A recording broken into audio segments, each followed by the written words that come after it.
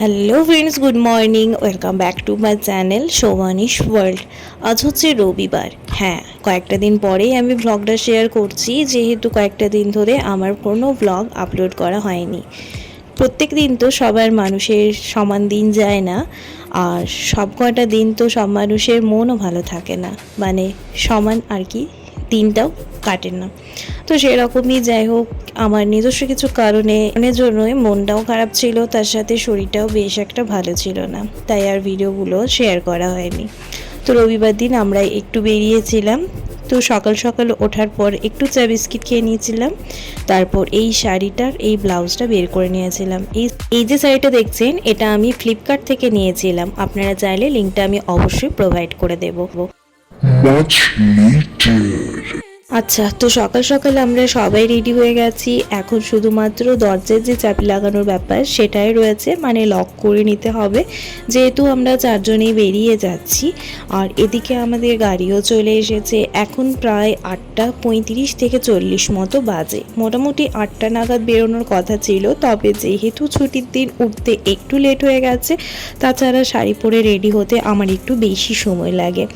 যাই হোক, ঝটপট করে রেডি হয়ে নিলাম। এখন আমরা গাড়িতে উঠে পড়ছি সবাই মিলে, আর আমাদের যাত্রাও শুরু করলাম।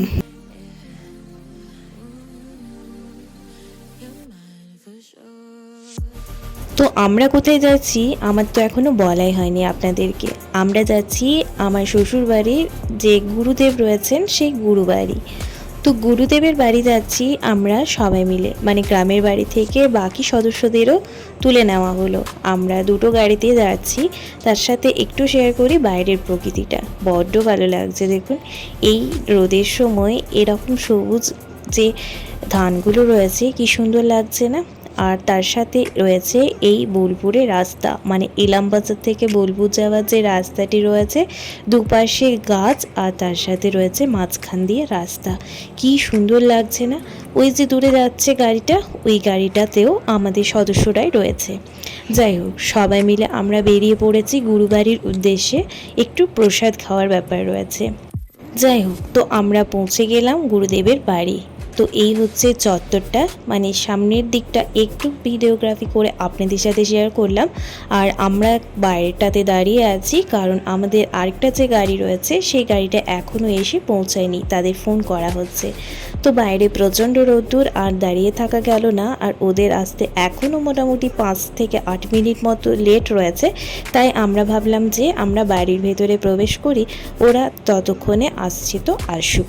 আচ্ছা, তো আমরা গুরুবাড়ি হঠাৎ করে এলাম এই কারণে, কারণ গুরুদেবদের বাড়িতে যে ঠাকুর রয়েছে রাধাবল্লভ ঠাকুর, তো সেই মন্দিরে গুরুদেবের রয়েছে সেবা। তো সেই সেবারই আমরা প্রসাদ খাবো, সেজন্যই আসা। যেহেতু আমাদের গুরুদেবের পালি রয়েছে এই ঠাকুরের সেবার, তো সেই সেবাই একটা দিন চেয়ে নিয়েছে সবিকের কাকু, মানে তার যে খরচ বা সেবার যা যাবতীয় জিনিসের দরকার সমস্তটাই প্রোভাইড করছে সবিকের কাকু আজকের দিনটার জন্য। যাই হোক, তো ওর কাকুর তরফ থেকে আমাদের সবারই ইনভাইটেশন ছিল, তো সেই উদ্দেশ্যে আমরা গুরুবাড়ি এলাম। বৈশাখ মাস চলছে, বৈশাখ মাসটা আমরা হিন্দুরা ধর্ম মাস বলে মেনে থাকি, আর এই বৈশাখ মাসের প্রসাদ একটা দিন হলেও খেতে হয়। যাই হোক, যার যেমন আর কি মনোভাবনা, আমি এটা মনে করি এবং আমার পরিবারের সবাই এ কথাটাই বলে থাকি, তাই আপনাদের সাথেও শেয়ার করলাম। তো এই হচ্ছে মন্দিরের দালানটি, আর তার সোজাতে রয়েছে গুরুদেবের বাড়ি, মানে গুরুদেবের বাড়ির অপোজিটে রয়েছে রাধা বল্লভ ঠাকুরের মন্দির। এই হচ্ছে বাড়িটি। কি সুন্দর, সামনে একটা জবা গাছ রয়েছে, তার সাথে কি সুন্দর ফুল ফুটেছে দেখুন। আর তার সাথে এখানে রয়েছে ছোট্ট ছোট্ট আম। এই বছর তো আমের ফলন খুব একটা ভালো নয়, তবে এখানে আমগুলো দেখে বেশ ভালো লাগলো। যাই হোক, আমরা একটু বাড়িতে বসার পরই চলে এলাম আবার মন্দিরে ঠাকুর দর্শনের উদ্দেশ্যে। চলুন আপনাদেরকে একটু ঠাকুরটা দর্শন করার সুযোগ করে দিই। আর মন্দিরের ঠিক ডান দিকটায় রয়েছে এরকম একটা ঘর। আর ওই যে দেখছেন এখানে হচ্ছে ভোগের রান্না। আর ইনি হচ্ছেন আমাদের গুরুমা, উনিও সহায়তা করছেন বা সাহায্য করে একসাথে মিলে ভোগ রান্না করে নিচ্ছেন। তো চলুন আমরা এখন যাচ্ছি মন্দিরের ভেতরে সামনের দিকটায়, যেখানে ঠাকুরটি রয়েছে সামনের দিকে মুখ করে। আর এখানটাতে রয়েছে একটা বড় চাতাল, বেশ সুন্দর কিন্তু হাওয়া চলছিল এখানে। এই দেখুন শ্রী শ্রী মহাপ্রভু রাধাকান্ত দেব, তার সাথে রয়েছে রামকানাই ঠাকুর, তার সাথে শালিগ্রাম। আর এই যে ছোট্ট বাচ্চাটিকে দেখছেন ইনি হচ্ছেন আমাদের গুরুদেবের ছেলে। যাই হোক, তো ঠাকুর দর্শন করে আপনাদের কেমন লাগলো অবশ্যই জানাবেন। আমাদের তো এই ঠাকুরকে দেখেই মনটা যেন একটা আলাদাই শান্তি লাগে। তো যাই হোক, আমরা ঠাকুর দর্শন করে নিলাম। আর ওদিকে মিস্টার ঘোষ ততক্ষণে একটু মন্দির চত্বরটা ভিডিওগ্রাফি করছিল। বহুদিনের পুরনো বাড়ি বা মন্দিরের প্রতি একটা আলাদাই আকর্ষণ লাগে, এত ভালো লাগে দেখতে যেন মনে হয় দেখতেই থাকি। যাই হোক, আর আমরা ততক্ষণে এদিকে একটু হাওয়া খাচ্ছিলাম, বললাম না বেশ ভালো হাওয়া দিচ্ছিল এখানে, তার সাথে এখানটাতে বসে থাকতেও বেশ লাগছিল। চলুন একটু দেখা যাক ওই পিছন দিকটায় কি রয়েছে। আমি বিয়ের পর একবারই এসেছিলাম এই গুরুবাড়ি, তখন ওই বাচ্চাটার পৈতে অনুষ্ঠান মানে উপনয়ন অনুষ্ঠান ছিল। তো সেই উপনয়নের সময় আমরা এসেছিলাম সবাই মিলে, তারপর থেকে আর আসা হয়নি। আমরা যখন এসেছিলাম তখন বেশ ভিড় ছিল বাড়িটার মধ্যে, তাই অত ঘুরে ঘুরে কিছু দেখা হয়নি। এবারটাই দেখলাম। এদিকে একটা পুকুর রয়েছে, আর এই যে এঁচড় গাছটা দেখছেন এটা গুরুদেবের বাড়িতেই রয়েছে, অনেক দিনের পুরনো গাছ। কত যে গুচ্ছ গুচ্ছ হয়ে এঁচড় ধরেছে তা গুণে শেষ করা যাবে না। আর গোড়াতেও কিন্তু এঁচড়ের কমতি নেই। যাই হোক, আবারও এলাম মন্দির চত্বরটায়। এই যে এটা হচ্ছে রাধা বল্লভের মন্দির। তো যাই হোক, এই রাধাবল্লভ ঠাকুর দর্শন করে আপনাদের কেমন লাগলো অবশ্যই জানাবেন। আর তার সাথে চারিদিকে মন্দিরটা তো আপনাদের দেখালামই। ওই যে বাকি সদস্যরা বেরোচ্ছে এখন মন্দির চত্বর থেকে। চলুন এবার আবারও একবার গুরুদেবের বাড়িতে গিয়ে একটু ফ্যানের হাওয়ায় বসা যাক। বাইরে প্রচণ্ড রোদ্দুর, এত গরম লাগছে যে কিছু বলার নেই। চলুন এখন একটু রেস্ট করি। 2000 years later. ফিরে এলাম অনেকটা সময় পরে। এখন বাজে প্রায় 12:30 মতো। 12টার সময় ঠাকুরের ভোগ তো হয়ে গেল। এখন এবার আমরা সেই প্রসাদ গ্রহণ করব। যাই হোক, তো প্রসাদগুলো যে ভোগের যে রান্নাঘর সেখান থেকে রান্না হয়ে এখন ওই যে চাতালটা দেখালাম ওখানে নিয়ে যাওয়া হলো। আর এই হচ্ছে প্রসাদের সমস্ত মেনু: সাদা ভাত, ফ্রায়েড রাইস, আলুর দম, পটল আলু সবজি, আলু পোস্ত, চাটনি, শাক ভাজা, ভিন্ডি ভাজা, তার সাথে রয়েছে বড়া ভাজা। এরকম বিভিন্ন পদের রান্না কিন্তু আমাদের গুরুমা করেছিলেন, তার সাথে একজন হেল্পার। যাই হোক, তো প্রচণ্ড সুন্দর লাগছিল এই প্রসাদগুলো একসাথে দেখতে। আপনাদের একটু শেয়ার করার চেষ্টা করলাম। তো এই যে রাধাবল্লভ ঠাকুরটি রয়েছে, এই রাধাবল্লভ ঠাকুরটি কিন্তু প্রত্যেক দিন মোটামুটি 5 রকমের ভাজা, তার সাথে সবজি, ডাল, চাটনি, পোস্ত, এই সমস্ত কিছু আইটেম কিন্তু ভোগের জন্য রান্না করতে হয়। এটা আমাদের গুরুমায়ের মুখ থেকেই শোনা। তো যাই হোক, খাবার যেহেতু সময় হয়ে গেছে সবাই বসে পড়েছে এখানে। আর আমাকে গুরুমা বলেছিলেন খাবারগুলো একটু পরিবেশন করে দেওয়ার জন্য। যেহেতু গুরুমায়ের নির্দেশ ছিল, তাই আমি ওনার কথা মতো একটু খাবারটা পরিবেশন করে দেওয়ার চেষ্টা করলাম। বেশ ভয় ভয় লাগছিল প্রথমে, তবে দিতে দিতে বেশ অভ্যস্ত হয়ে গেলাম। একটা অন্যরকম এক্সপিরিয়েন্স হলো। যাই হোক, তো খাবার দেওয়া মোটামুটি ওদের কমপ্লিট, আর আমিও মোটামুটি সমস্ত যা সার্ভ করা ছিল করে ফেলেছি। এবার শেষ পাতে একটু দই চলছে। তো ওদের খাওয়া হয়ে গেলে আমরাও বসে পড়লাম। আমাদেরকে খাবার দিচ্ছে, আমরা যাদেরকে খাওয়ালাম তাদেরই মধ্যে 2 জন, তার মধ্যে সৌভিকের কাকিমাও রয়েছে। তো চলুন এখন আমরা খাওয়া দাওয়া কমপ্লিট করে নিই। আচ্ছা, তো মোটামুটি ঘন্টাখানেক একটু রেস্ট করে নিলাম। রোদ্দুরটা একটু কম হলো, তখন আমরা সবাই মিলে এখন বেরিয়ে পড়ছি। গুরুবাড়ি ছেড়ে আমরা বোলপুরের একটা জায়গা যাওয়ার প্ল্যান করেছি, তাই একটু সকাল সকাল মানে একটু বেলাবেলায় বেরিয়ে যাচ্ছি। এখন প্রায় 3টে মতো বাজে। তো আমরা বেরিয়ে পড়লাম সবাই, যে যে গাড়িতে এসেছে সে সেই গাড়িতেই বসে পড়েছে। যেমনভাবে এসেছিলাম ঠিক তেমনভাবে বেরিয়ে পড়লাম। তো এই জায়গাটার ভিডিও আমি আগের একটা ব্লগেও শেয়ার করেছিলাম, আশা করি অনেকেই বুঝতে পারছেন। তো হ্যাঁ, আমরা যাচ্ছি এখন সোনাঝুরি হাটে। শনি রবিবার দিনকে সোনাঝুরি হাটটা এখন একটু বেশি বসে।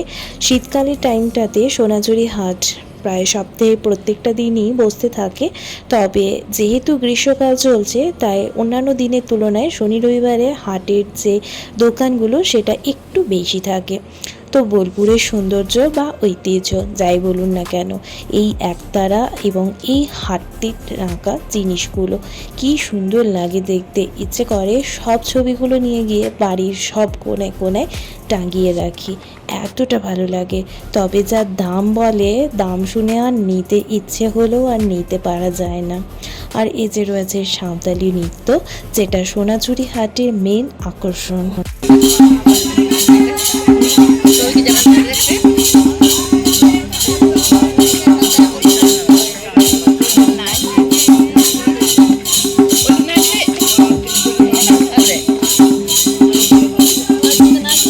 বোলপুর হচ্ছে শান্তির জায়গা, কি সুন্দর লাগে বোলপুর এলে, মনটা যেন শান্ত হয়ে যায়। রবি ঠাকুরের জায়গায় এই বোলপুর। রবি ঠাকুর জীবনের বেশিরভাগ সময়টা এই বোলপুরে কাটিয়েছিলেন। আমাদের বাড়ি থেকে দূরত্ব খুব একটা বেশি নয়, তবে আমাদের বাড়ির থেকে সামনে বলেই হয়তো আমাদের বোলপুরটা সেভাবে ঘোরাই হয় না। বাইরের থেকে কত পর্যটক আসেন এই বোলপুর ঘুরতে, মোটামুটি হাতে 3-4টে দিন সময় নিয়ে। তবে আমাদের যেহেতু বাড়ির সামনেই, তাই আর সেভাবে ঘোরাই হয় না, মানে রাত্রি তো কাটানোই যায় না। যাই হোক, আমরা প্রচণ্ড থকে গেছিলাম এদিক সেদিক ঘুরে ঘুরে। তারপর সবিকে যে ছোট পিসি ছিল সে কয়েকটা আইসক্রিম কিনলো সবার জন্য, তো একটু আইসক্রিম খেয়ে ঠান্ডা হলাম। তারপর আবারও নিজেদের বাজার করার উদ্দেশ্যে বেরিয়ে পড়লাম। নিজেরা নিজেদের মতো কিছু কেনাকাটা করে নিয়ে বেরিয়ে পড়ছি এবার বাড়ির উদ্দেশ্যে।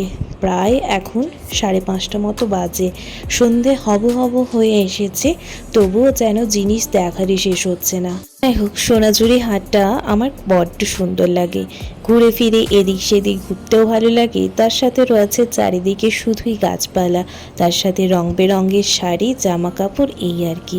চলুন এখন বেরিয়ে পড়ি। Good evening everyone. প্রায় 1 ঘন্টা 30 মিনিট সময় পার করার পর আবার পুনরায় ভিডিও শ্যুট করছি। আমরা বাড়ির প্রায় কাছাকাছি চলে এসেছি। খিদে পেয়ে গেছে প্রচণ্ড, সেই প্রসাদ খেয়েছি কোন 1টা নাগাদ, তারপর থেকে আর কিছুই খাওয়া হয়নি। তো একটু ফাস্টফুড খেতে ইচ্ছে করলো সবার, তো এখানে দাঁড়ালাম। এখানে একটু ফুচকা, চিকেন পকোড়া এইসব একটু খেয়ে নিয়ে তারপর বাড়ির উদ্দেশ্যে বেরোবো। এই দোকানটার ভিডিও আমি অলরেডি একবার শেয়ার করেছি, আপনাদের তো এই জায়গাটাও আশা করি চেনার মধ্যেই পড়ে। চলুন তাহলে যা খাওয়ার রয়েছে খেয়ে নিয়ে বাড়ি ফিরি এখন। 2000 years later. ফিরে গেলাম বাড়ি, এখন প্রায় 8:15 মতো বাজে। সেই সকাল থেকে বেরিয়েছি, এই জাস্ট বাড়ি ফিরলাম। মানে পুরোপুরি অনেকটা সময় বাইরে ছিলাম, বুঝতেই পারছেন। মানে 8:45 নাগাদ বেরিয়েছি, আর এখন বাজে 8:15 থেকে 20 মতো, মানে প্রায় ধরুন অনেকটা সময়ই আমরা বাইরে। যাই হোক, প্রচণ্ড টায়ার্ড। এখন তো বাইরের আবহাওয়া প্রচণ্ড গরম, এতটা গরম যে থাকা যাচ্ছে না।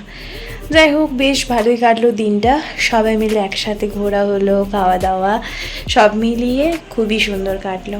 তো চলুন তাহলে এখন একটু ফ্রেশ হয়ে নিই। আর রাত্রিবেলা তেমন কিছু খাওয়ার ইচ্ছেই নেই, যেহেতু আমরা একটু সন্ধ্যাবেলা ইভিনিং স্ন্যাক্সটা একটু ভারী খেয়ে এসেছি সেজন্য। তো আজকের মতো ব্লগটি তাহলে এইটুকুই। ব্লগটি কিছু ভালো লেগে থাকলে অবশ্যই একটা লাইক, কমেন্ট অ্যান্ড শেয়ার করে দেবেন। দেখা হচ্ছে খুব তাড়াতাড়ি নতুন একটি ভিডিওর সাথে। ততক্ষণ পর্যন্ত সবাই ভালো থাকুন, সুস্থ থাকুন। আর আজকে সোনাঝুরি থেকে কী বাজার করলাম অবশ্যই আমি তার ভিডিও নেক্সট ব্লগে শেয়ার করছি। তো চলুন আজকের মতো এইটুকুই। ধন্যবাদ, শুভরাত্রি, টাটা।